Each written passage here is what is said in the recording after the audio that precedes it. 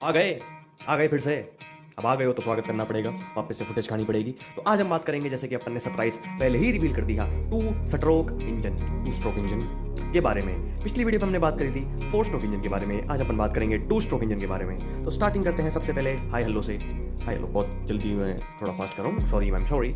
सबसे पहले अपन hi hello से शुरू करते हैं। चाय पानी बैठ लेके बैठ जाओ, क्योंकि थोड़ा सा हल्का सा लंबा वीडियो होने वाला है, क्योंकि 2 स्ट्रोक इंजन थोड़ा सा कॉम्प्लिकेटेड होता है समझने के अंदर as on the 4 stroke engine. Okay, तो ये स्ट्रोक मैंने इंटरनेट से उठाया, तो उसको आराम से देख सकते हो आप जाके, बहुत बढ़िया फोटो है, बढ़िया लगी इसलिए लगा दी मैंने। तो अपना 2 स्ट्रोक इंजन के बारे में अपन हाई हेलो करते हैं, शुरुआत करते हैं। ये हलूथ हमी इसका नाम, ऊपर ध्यान मत देना। ओके, तो अपन सीधा चलते हैं स्टार्टिंग के ऊपर इसकी, ठीक है, कि इसकी स्टार्टिंग हुई कहाँ से, आखिर इसको किसने जन्म दिया। तो ये है इसका पापा, मिस्टर पप्पा, जिसका नाम है सर डुग्लैट फुलर, जिसने इसको बनाया था, मतलब इंट्रोड्यूस किया था पब्लिक के सामने 1881 में। लेकिन उससे पहले भी बहुत सारे कॉन्सेप्ट्स आए थे इसके बारे में। तो बीच बीच में एज अ मेन जो पर्सन है अपना, वो यही है। और उसके बाद इसने इंट्रोड्यूस करा, इसे अपने नाम पे पेटेंट करा लिया। लेकिन उसके बाद ये फुल्ली, जब हम कहते हैं कि प्रोडक्शन में आ गया, जैसे अपनी कोई टाटा महिंद्रा की कार आती है, वो शो में इंट्रोड्यूस होती है किसी कार शो में, लेकिन उसको प्रोडक्शन में आने में क्या टाइम लगा, वो लगा 1908 में, जब उसको पूरे तरह से प्रोडक्शन में, सक्सेसफुली प्रोडक्शन में लाया एल्फ्रेड एंगस स्कॉट। नाम में कोई गलती हो जाए तो भूल चूक माफ कर देना, और लाइक एंड सब्सक्राइब कर देना, उसके बिना तो आगे मत बढ़ना, आपसे ये बात बोल रहा हूँ। तो अब चलते हैं इसकी सीधा वर्किंग पे, लेकिन वर्किंग से पहले थोड़ा सा कॉम्प्लिकेशन इसके स्ट्रक्चर को समझने में। अब जो नए लोग हैं जो यहाँ पे आए हैं पहली बार 2 स्ट्रोक इंजन 4 स्ट्रोक इंजन को समझने में, उनको थोड़ी सी कॉम्प्लिकेशन होगी इस स्ट्रक्चर को समझने में, क्योंकि ये थोड़ा 4 स्ट्रोक इंजन जो पढ़ चुके हैं उससे बिल्कुल अपोजिट है। अपोजिट मतलब सिस्टम सेम है, पावर बनाता है, लेकिन थोड़ा सा स्ट्रक्चर अलग है इनटेक का, एग्जॉस्ट का। इसमें क्या है कि 2 फंक्शन साथ में चलते हैं, जैसे कि मैंने वहां लिख रखा है, इनटेक और कंप्रेशन साथ में होता है, और पावर और एग्जॉस्ट साथ में होता है। अब ये क्या, सॉरी अब ये क्या माजना है। तो ये माजना ये है कि इसका स्ट्रक्चर इस तरीके से है कि थोड़ा सा आपको जूम करके बता देता हूँ। जूम, देखा ना डीएसएलआर का पावर, डीएसएलआर वैसे मोबाइल से बना रहा हूँ मैं। तो इसके अंदर क्या होता है कि जैसे मैं थोड़ा जूम करके बता रहा हूँ आपको, यहाँ पर होता है इंटेक पोर्ट, ये होता है इंटेक पोर्ट, वेल्व नहीं इसे पोर्ट बोलते हैं, ये होता है एग्जॉस्ट पोर्ट। अब यहाँ पे लगे होता है इस तरह के वेल्व, यहाँ पर इसमें पता नहीं क्यों नहीं डाला, फुटेज खा गई होगी, अपन फुटेज खा रहे हैं वैसे। तो यहाँ पे क्या होता है कि इंटेक पोर्ट और ये एग्जॉस्ट। अब ये पोर्ट के अंदर वेल्व्स वगैरह कुछ नहीं लगे होते, स्प्रिंग कैमशाफ्ट कुछ नहीं। हाँ, अदर तो मॉडर्न 2 स्ट्रोक इंजन होते हैं, उनके अंदर वेल्व्स और कैमशाफ्ट होती है, लेकिन फिर वही है कि वो 2 स्ट्रोक इंजन कहलाते नहीं है पूरी तरीके से। ये है बिल्कुल प्योर नेचुरल 2 स्ट्रोक इंजन। तो इसके अंदर क्या है कि यह है इंटेक पोर्ट, ये होता है पोर्ट। अब ये पोर्ट क्या होता है कि प्रेशर्स की मदद से खुलता है, ठीक है। अब क्या है कि जैसे पिस्टन का सक्शन फोर्स है, उसके हिसाब से इस पोर्ट्स को बनाया जाता है। जैसे कि इंटेक के लिए पोर्ट कैसे खुलेगा, ऐसे, क्योंकि सक्शन फोर्स इंटेक को क्या करती है, अंदर की तरफ खींचती है। एग्जॉस्ट गैस कंप्रेसिव फोर्स के हिसाब से खुलेगा, वो बाहर की तरफ खुलेगा, ऐसे ऐसे।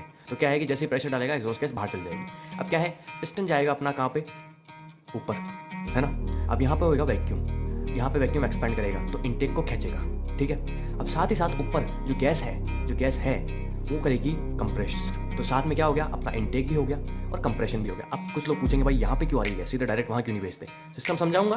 अब वहाँ पे सीधे भेज देंगे तो फिर ओपन हो जाएगा, फिर कंप्रेस कैसे होगी गैस। वहाँ पे सिर्फ एग्जॉस्ट का पोर्ट है, वो भी पिस्टन ऊपर जाने के बाद बंद हो जाएगा।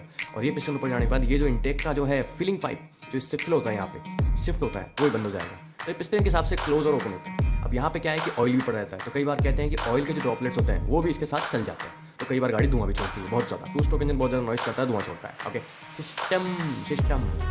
अब क्या है कि यहाँ पे जो इंटेक है वो जमा हो चुकी है, प्रोसेस बहुत फास्ट होता है, इतना टाइम नहीं लगता कि वो ऑयल के साथ मिक्स हो जाए। अब पिस्टन ऊपर गया, कंप्रेस करा, अब यहाँ पे क्या होता है, फिर पावर और एग्जॉस्ट स्टार्ट हो जाता है। तो यहाँ से फिर स्पार्क प्लग हुआ, स्पार्क होते ही पिस्टन नीचे गया। अब पिस्टन नीचे जाते ही क्या करेगा कि इस पोर्ट को खोल देगा, है ना। इस पोर्ट को खोलने के बाद जो नीचे, अब पिस्टन नीचे आ रहा है, तो यहाँ पे जो जमा इंटेक है, अब ये इंटेक वेल बंद हो चुका है। अब यहाँ पे जो है उसके ऊपर प्रेशर पड़ेगा, तो उसके लिए तो एक ही नली बची है, क्योंकि ये पोर्ट बंद हो चुका है, तो सीधा यहाँ से एक इंटेक एयर यहाँ चल जाएगी और साथ ही साथ एग्जॉस्ट यहाँ पे चल जाएगी। तो पावर और एग्जॉस्ट साथ में हो गया। अब ये तो हो गई इसकी बेसिक।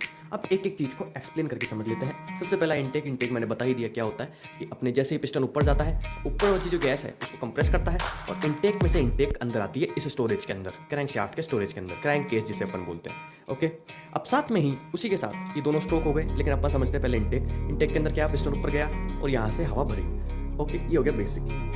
उसके बाद आता है कंप्रेशन। कंप्रेशन में क्या होता है, जो ऊपर वाली गैस है, ये तो थोड़ा मैंने एग्जॉस्ट का कॉपी कर लिया था, कोई बात नहीं, गूगल से कॉपी करेगा तो ऐसा ही काम होगा। तो यहाँ पे क्या है कि ऊपर जा रही है, अब यहाँ पे एग्जॉस्ट गैस जो पुरानी बाहर निकल चुकी है, लेकिन अब क्या है कि ये देखिए साथ के साथ यहाँ पे अंदर आ रही है, ये तो ये बना रखा है देखो। अब यहाँ पे क्या है कि कंप्रेशन के अंदर ये दोनों बंद हो चुके हैं, एग्जॉस्ट पोर्ट और ये ट्रांसफर पोर्ट, ये बंद हो चुका है। अब यहाँ पे क्या है, कंप्रेशन हो रहा है, तो उसी टाइम स्पार्क कर चलेगा। कंप्रेशन होते ही, क्योंकि बहुत फास्ट होता है, बहुत छोटी सी जगह होती है, बहुत छोटी सी, तो ऊपर जाते ही स्पार्क प्लग जल जाएगा। उसके बाद क्या होता है अपना पावर।